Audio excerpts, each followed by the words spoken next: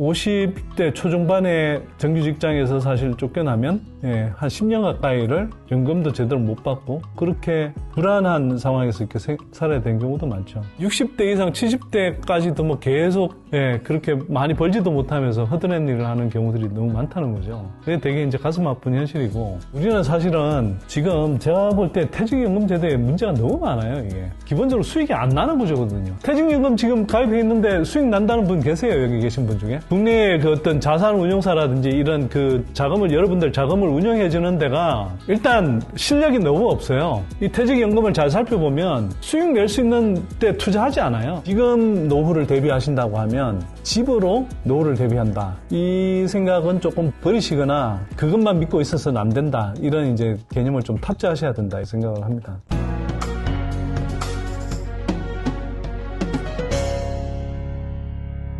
제가 이제 그 준비한 슬라이드를 통해서 일단 좀 말씀을 드릴게요. 한국은 생애 소득 기간이 되게 짧아요. 그래서 이제 한국의 경우는 이제 워낙 교육률이 높다고 하죠. 그래서 대학 진학을 대부분 하는 걸로 생각을 하고, 대학 진학할 때까지 뭐 재수, 삼수 하는 경우도 많고, 또 대학 졸업하고 취업, 세수, 삼수 하는 경우도 너무 많고, 일반적인 다른 나라 비하면 상당히 좀 취업할 때까지 기간이 긴 편이고요. 그 다음에 그 취업하고 나서 직장을 다니다가 빨리 잘리죠, 대부분의 경우에. 그 사회복지사 쪽은 어떤지 모르겠습니다만, 흔히 말하는 이제 뭐 민간 기업들에서는 50대 초중반 가면 실제로 뭐 정년은 뭐 60세 뭐 이렇게 이야기하지만 실제로는 50대 초중반 넘어가면 회사에서 눈치 주고 뭐 여러 이유로 이렇게 해고하고 뭐 그러는데, 대기업들 중에 되게 경쟁 치열한 대기업들 같은 경우 40대 후반부터 뭐 직급별 정년이라고 그래서 불안에 이제 뜨는 경우도 있고, 그래서 그만큼 사실은 되게 짧습니다.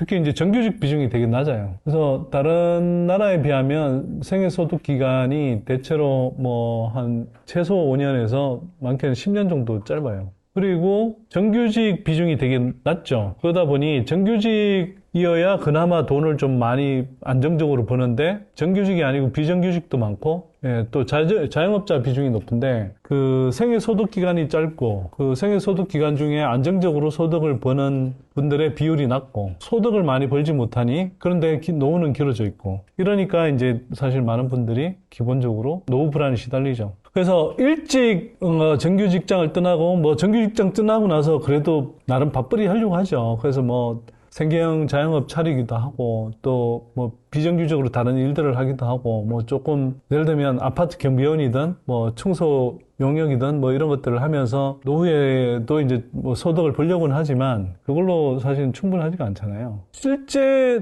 퇴직하는 시기가 되게 빠르고, 그런데 국민연금 같은 경우는 뭐 이제 갈수록 늦게 받자 뭐 이런 이제 분위기로 흘러가죠. 그래서 뭐 65세 돼야 받을 수 있고, 뭐 50대 초중반의 정규직장에서 사실 쫓겨나면 한 10년 가까이를 연금도 제대로 못 받고 그렇게 불안한 상황에서 이렇게 살아야 되는 경우도 많죠. 한국 사람들의 그러니까 수명도 상당히 길어졌죠. 이건 사실 한국이 어쩌면 되게 좋은 건강보험 체계를 좀 갖고 있어서 뭐 그런 측면도 있는데, 뭐 여행도 가고 돌아다녀보고 다른 나라들하고 비교해보면 뭐 미국 같은 경우는 부강한 나라라고 하는데 실제로 의료보험 사각지대는 엄청 많고 그 의료보험료도 엄청 비싸거든요. 예를 들어서 영국 같은데 뭐 다 공공의료복지라고 하는데 내가 수술 받아야 되는데 1년 걸려야 되나 기다리는데, 나 다니엘 블레이크인가? 그 영화 보시면 한편으로는 영국의 복지제도라는 것, 그리고 그 공공복지제도 안에서 의료 시스템 안에서 그게 이제 제대로 작동하지 않는 상황을 굉장히 하여튼 뭐 좀 시니컬 하면서 한편으로는 되게 안타깝게 다루고 있는데 그런 거예요. 그리고 뭐 필리핀 같은 나라는 의료 서비스의 질도 굉장히 낮은데 그나마도 굉장히 돈 있는 사람들을 대상으로 되게 비싸게 의료체계를 운영하고, 진짜 웬만한 중산층 이하의 사람들은 사실 의료 서비스를 제대로 못 받아요. 그래서 한국이 저는 여러 가지 뭐 보완해야 될 부분이 있지만 대체로 의료보험 체계가 굉장히 효율적으로 잘 돌아가고 있는 나라라고 생각하고, 그래서 한국의 평균 수명이 상당히 길어졌어요. 근데 이게 수명이 길어지는 게 좀 오래 사는 게 살면서 되게 이제 즐겁게 그리고 경제적으로 쪼들리지 않게 물론 더 중요한 건 이제 건강하게 살아야 되는데 그래야 이제 괜찮을 텐데 이게 수명은 길어졌는데 노후가 불안하면 좀 깝깝하죠. 그래서 한국이 그런 측면이 있다. 이게 또 한편으로는 한국의 복지 지출 비중이 워낙 낮아요. 뭐 여기 계신 분들 잘 아실 텐데 한국의 공공사회 복지 지출은 OECD 국가들 가운데 뭐 멕시코 정도를 제외하고 나면 거의 최하 수준이니까 계속 물론 이제 전체적인 뭐 액수는 늘어나죠. 그거는 근데 뭐 너무 당연한 거 아닌가요? 뭐 여러분들이 현장에 계셔서 다 아시겠지만 그냥 우리가 전 세계적으로 압도적으로 빠른 속도로 고령화되고 있기 때문에 노인복지 대상자들이 주로 늘어나고 있고 또 그 과정에서 당연히 복지 비용의 굉장히 많은 부분이 의료 비용 뭐 이런 것들이기 때문에 또 그와 관련된 노인들 케어해주는 비용들이기 때문에 그냥 자연스럽게 자연증가분처럼 늘어나는 것이지 실제로 복지 수준이 뭐 엄청나게 지금 좋아지거나 지출이 늘어나거나 하는 건 아니죠. 그래서 다른 나라하고 좀 비교를 해보면 한국이 또 다른 특성 중에 하나는 노후 세대의 소득 구성을 보면 그러니까 65세 이상 노후 세대에서 근로소득의 비중이 제일 커요. 한 40% 이상으로. 여전히 65세 이상이 돼도 주요 알바를 한다든지 등등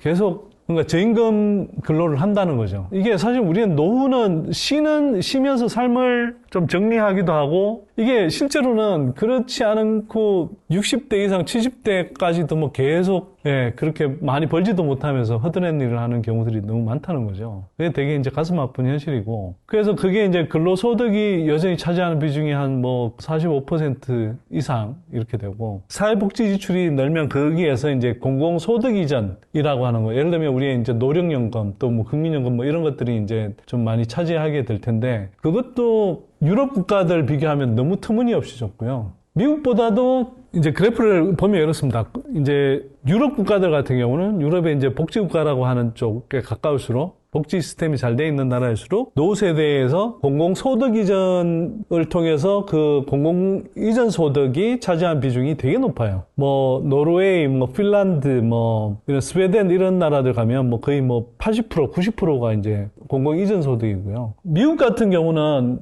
유럽 같지는 않은데 조금 다른 게 뭐냐면 공공 이전 소득이 대략 그래도 한 35%, 40% 정도 차지하고 우리하고는 다르게 되게 비중이 큰 게 뭐냐면 자본소득이 커요. 자본소득. 뭐 주로 뭐냐 하면 주식투자. 근데 그 주식투자라는 게 이제 뭐 401k라고 하는 기업연금, 우리 이제 퇴직연금이라고 하는데 우리는 사실은 지금 제가 볼 때 퇴직연금 제도에 문제가 너무 많아요. 이게 기본적으로 수익이 안 나는 구조거든요. 퇴직연금 지금 가입해 있는데 수익 난다는 분 계세요? 여기 계신 분 중에? 퇴직연금 들어서 나 수익 나는 것 같다. 거의 안 나죠? 어떤 거 들으셨어요? 네, 근로복지기간. 네네. 전체 기간이 얼마인가요? 그러니까 지금 거의 16년, 17년이 됐잖아요. 그거 손해본 겁니다, 사실은. 차라리 퇴직연금이 아니라 퇴직금으로 받는 게 더 낫죠. 그럴 경우라면. 퇴직금으로 받으면 어떻게 되냐면 여러분들이 보통 직급이 올라가면 급여가 늘죠. 급여가 늘면서 그 한 해분에 해당하는 13분의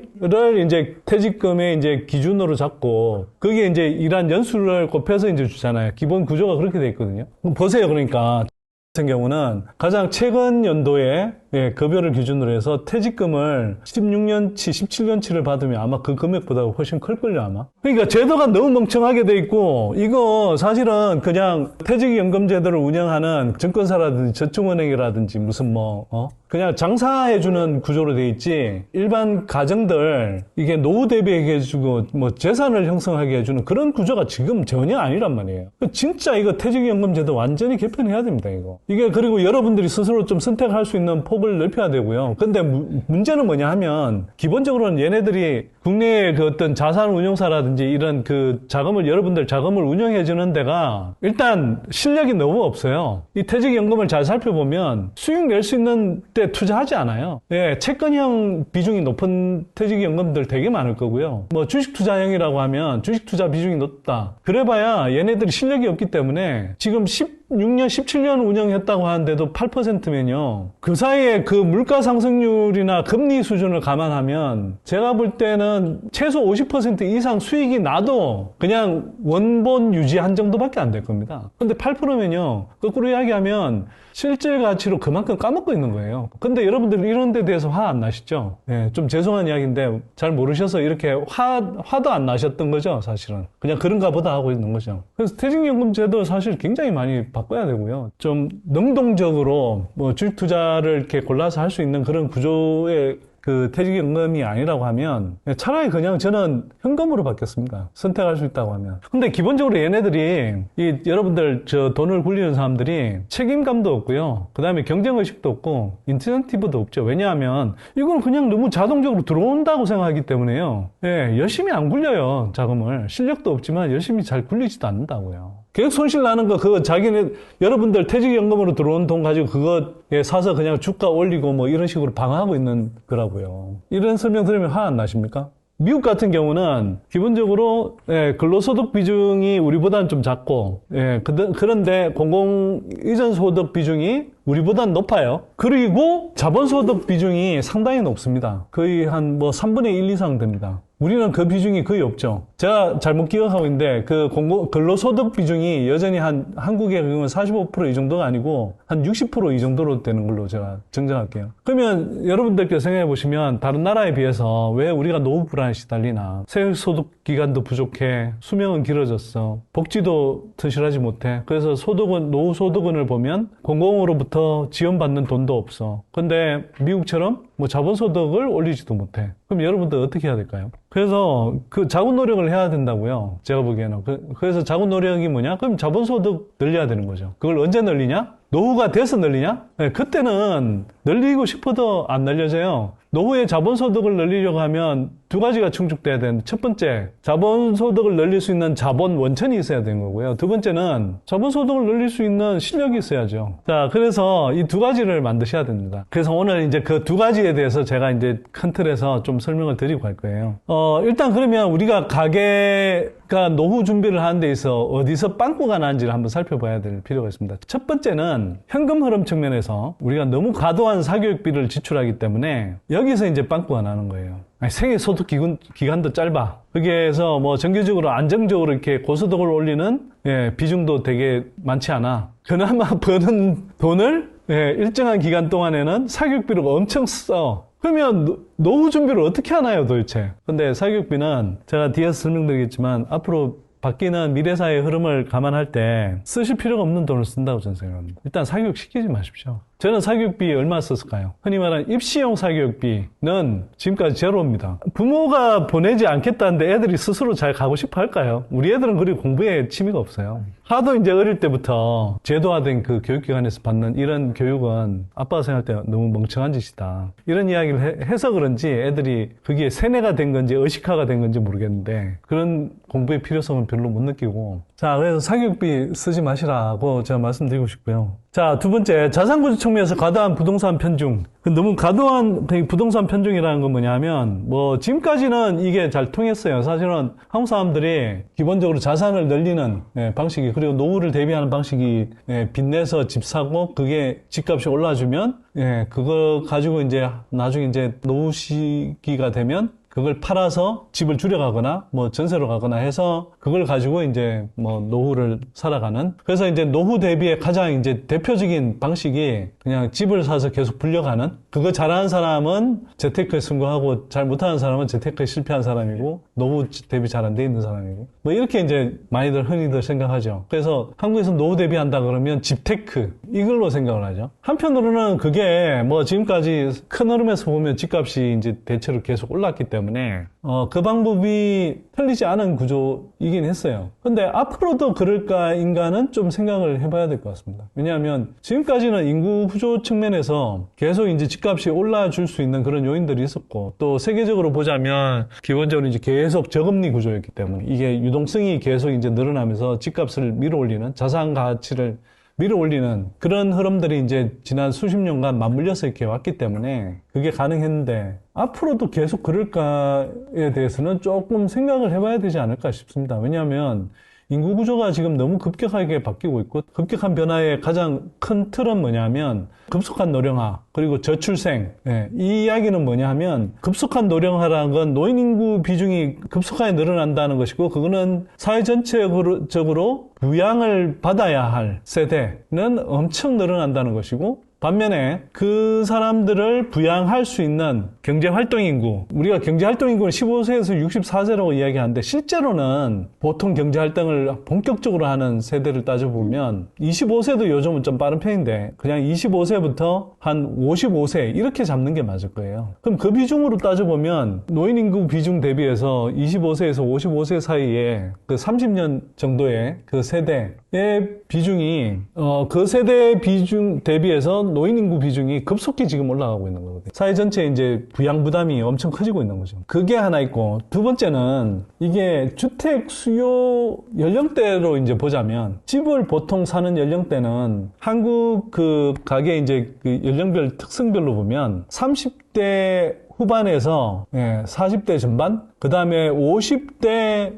전반 이렇게 크게 세 개의 연령대로 나눠져 있습니다. 그러니까 30대 후반에 40대 전반은 결혼하고 나서 어찌어찌 이제 돈을 좀 벌어서 그동안 이제 모은 돈으로 겨우 이제 첫 집을 장만하는 단계. 그리고 두 번째 이제 50대 전반은 뭐 그 중에서도 조금 뭐 그 사이 이제 자금을 더 축적한 사람들이 집을 넓혀가거나 한 채 더 사거나 또는 뭐 자녀들 이제 물려주기 위해서 뭐 한 채 두 채를 더 사는 뭐 그런 이제 수요인 거죠. 어쨌거나 이 측면에서 보면 대략 노인 인구 세대보다는 아까 제가 말씀드렸듯이 생산활동 인구 그 인구층에 이제 수요 연령대는 집중돼 있고 반면에 집을 파는 연령대는 집을 누가 팔까요? 이거는 제가 말씀드린 건 이렇게 순수요, 순공급 개념이라고 이해하시면 됩니다. 무슨 이야기냐면 세대 전체적으로는 30대에도 파는 사람도 있고 30대에도 사는 사람이 있고 60대에도 사는 사람과 파는 사람이 있겠지만 제가 이제 순수요, 순공급 관점이라고 하는 것은 그러니까 30대에서 50대까지는 대체로 사는 연령대고 반면에 60대부터는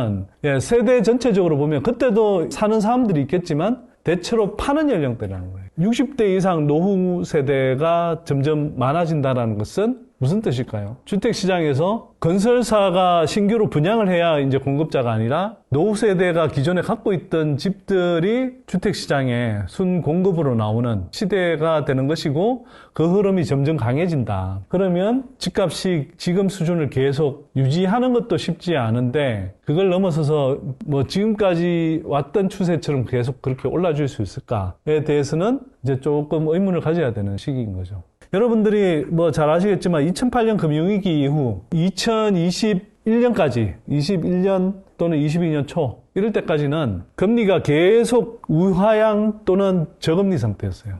예를 들어서 2008년에 금융위기 오고 나서 미국 같은 경우 제로 금리를 한동안 실시했고 한국의 경우도 사상 최저금리 수준이 계속 유지됐죠. 그래서 그게 이제 2018년, 19년쯤 좀 다시 이제 금리를 올리려고 했는데 코로나로 이제 뭐 전 세계 경제가 마비되면서 경기 부양을 한답시고 또 그 금리를 낮췄고 한국 같은 경우는 이제 진짜 사상 최저금리가 그때 이제 달성이 됐죠. 그러면서 이제 사람들이 막 뭐 빚내서 연끌까지 해가면서 이제 막 집을 사고 뭐 이러는 바람에 집값이 많이 올랐는데 그 이후로 인플레가 오면서 금리를 올리는 기조가 형성이 됐고 지금도 이제 뭐 기준금리 기준으로 보면 이제 고점 수준인 거죠. 물론 이제 떨어지긴 할 텐데 그렇다고 해서 이게 이제 과거와 같은 완전한 저금리 상태로 가기는 좀 힘들 거다. 이렇게 이제 좀 보셔야 될 것 같습니다. 왜냐하면 그 여전히 인플레에 대한 우려가 완전히 사라지는 상태가 아니고요. 그 다음에 과거와 같은 그런 뭐 저금리 기조로 계속 가기에는 경제에 미치는 이제 부담이 되게 크다라는 건 인플레 과정에서 깨달았기 때문에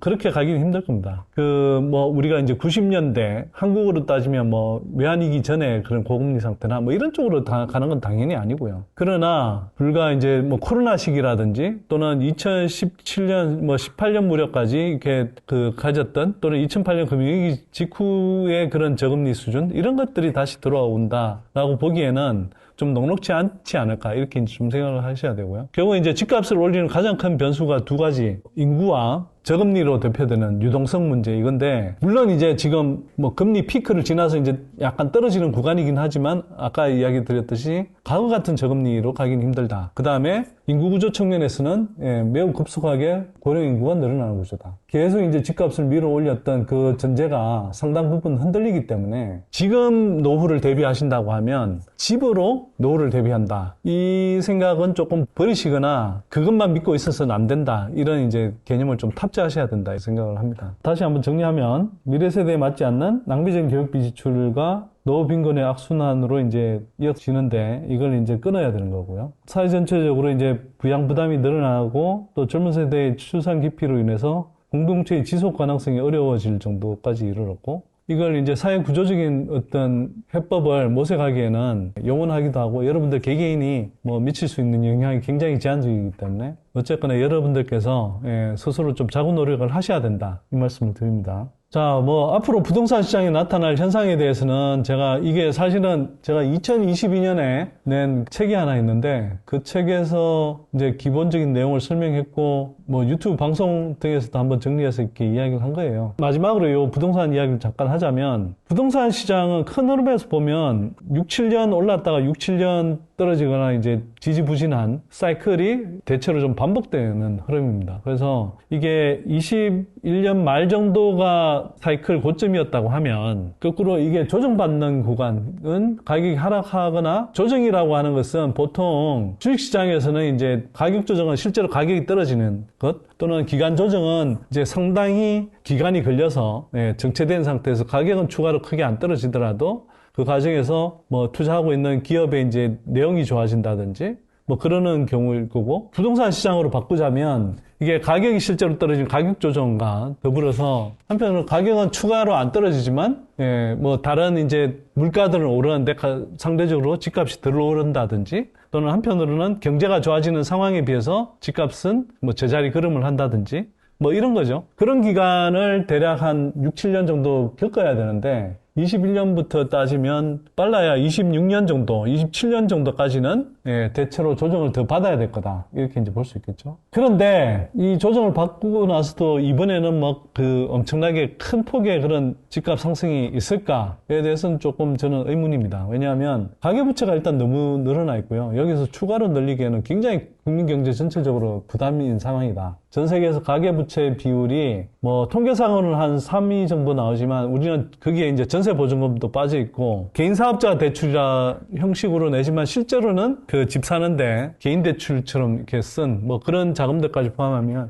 실제로는 가계부채 비율이 전 세계에서 압도적으로 1위일 거다라고 이제 생각이 되는데, 그 상황에서 빚을 더 늘려가면서 집을 사주기가 쉽지 않다. 이렇게 좀 생각하시면 될 것 같고요. 뭐 제가 말씀드린 이런 과정들을 거쳐야 완전히 좀 바닥권에 이를 수 있다. 그래서 제가 볼 때는 앞으로 한 3년 정도는 더 바닥을 다져야 된다. 최근에 보면 뭐 집값이 오른다 뭐 이런 이야기 또 나오고 뭐 이런 건 잠시 오르긴 해도 또 뭐 불안해지는 국면이 있지만 그게 일정한 시점 지나면 또 떨어지고 또는 아니면 그 상태에서 이렇게 바닥을 다지는 그런 기간이 몇 년은 거쳐야 됩니다. 제가 볼 때는 하여튼 너무 급하게 서두르실 필요 없다. 집 장만을 염두에 두신 분들이라도 뭐 그렇게 저는 생각하는 편이고요. 그 다음에 이거는 주택 매수 연령대별 가구수, 핵심 연령대 30대 후반, 40대 전반, 50대 전반의 가구수, 제가 인구수로 안 나타내고 가구수로 나타낸 게 뭐냐면, 또 건설업계나 뭐 부동산 업계는 이래요. 뭐 사람 머리 숫자는 줄어도 가구수로 따지면 계속 늘어나는데 뭐 이래요. 그래서 가구수가 늘어나긴 하는데 어떤 가구에서 늘어나느냐 하는 거죠. 여기 보시면 주택을 사주는 연령대 가구수는 줄어든단 말이에요. 제가 인구로 나타낸 게 가구수로 나타낸 겁니다. 줄죠? 그리고 제가 그래프에 나타나지는 않겠지만 늘어나는 가구수는 어디냐면 65세 이상 노후 연령대 가구수가 늘어나요. 그게 워낙 가파르게 늘어나다 보니까 전체적으로 가구수가 늘어나는 걸로 되는데,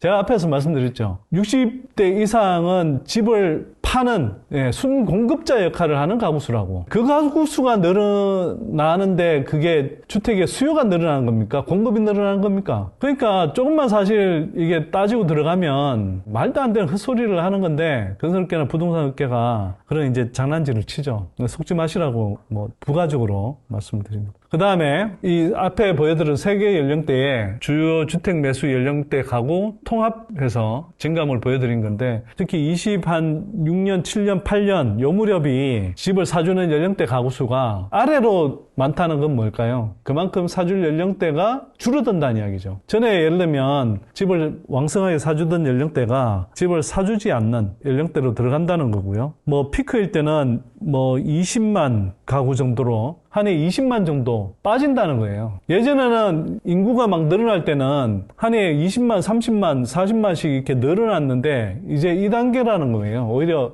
연령대 가구 수가 집을 사주는 연령대 가구 수가 오히려 한 해에 20만 가구씩 줄어드는 이번 주택시장의 그 하락 사이클은 뭐 이런 인구 감소 효과가 맞물린다고 하면 오히려 좀 길어질 수도 있거나 또는 반등을 한다 하더라도 상당히 약할 수 있겠다 이런 생각을 좀 합니다.